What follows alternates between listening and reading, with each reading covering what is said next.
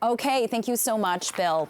Well, Dr. Stacy Oriuwa has come a long way in her journey to become a doctor, facing many challenges from financial constraints to racial discrimination, breaking down barriers as the only Black student in her medical class to remaining on the front line during the COVID-19 pandemic. Her hard work has paid off, getting kudos from Time Magazine, Maclean's, and Mattel. She even has her own Barbie. She is sharing her story in the just released book, her book, Unlike the Rest. And Dr. Chika Oriuwa joins us live right now. Thank you so much for being here. Thank you for having me. And congratulations on your book. We were just talking about the cover of it, and you said you designed it yourself. I did design it myself. And it's beautiful because you see a bunch of stethoscopes, and then there's a Black stethoscope. Yes. Which obviously mirrors your experience when you discovered that out of more than 200 students, you were the only one, the Black one, graduating from class. What was that like for you? I mean, surely you experienced, hey, there's not anyone like me, but to know that as a fact. Yes. So it was interesting because when I had started medical school, I just finished my undergraduate degree where I was also the only Black student in my undergraduate cohort. And so going there and recognizing that I was going to be in that situation again, there was certainly heartbreak and disillusionment, and it was devastating. It was really devastating. Yeah, another devastating moment in your book, in your intro that you start with is you're a medical student, you're doing the rounds, you've already had 2 years of medical training and knowledge, you're helping the doctors, you're part of the staff, you've got your stethoscope and your pager, but a woman with her patient, they're sitting there and she tells you, she says something to you along the lines of, hey, you forgot to clean up some vomit over here. Yeah.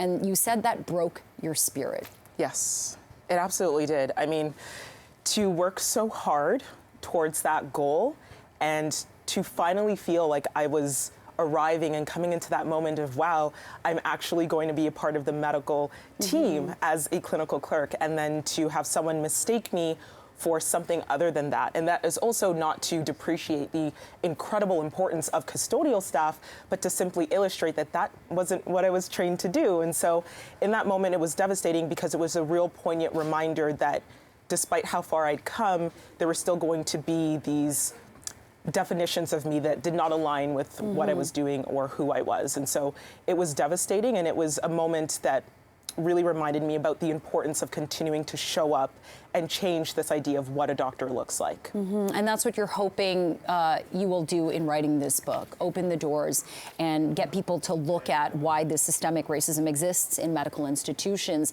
but possibly to inspire other young doctors like yourself that are on the same path. Absolutely. And it's a very personal book. I love that about it. I love that you talk about your family, your mother's experiences growing up in Nigeria before she moved here in the 1980s. But you preface this book with a warning saying that, you know, read it with care because there are references to misogyny, racism, suicide, and disordered eating. And you were pretty open about your own experience with disordered eating. So I'm trying to circle how that is that you're this medical student, you know about health, you know about taking care of your body, and yet you are hurting your body. Yes.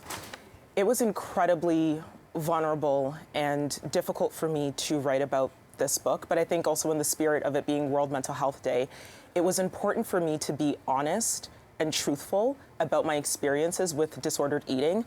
And I wrote this story for every single person who had put the pen down too soon, where their own story had ended too soon. And I did that because when we keep things in silence, when we suffer in silence, that is how stories end.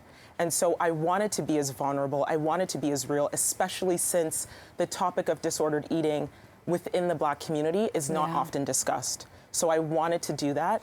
And I wanted to let other people know also that doctors are human. We are fallible. We struggle from the same things that the average person struggles with.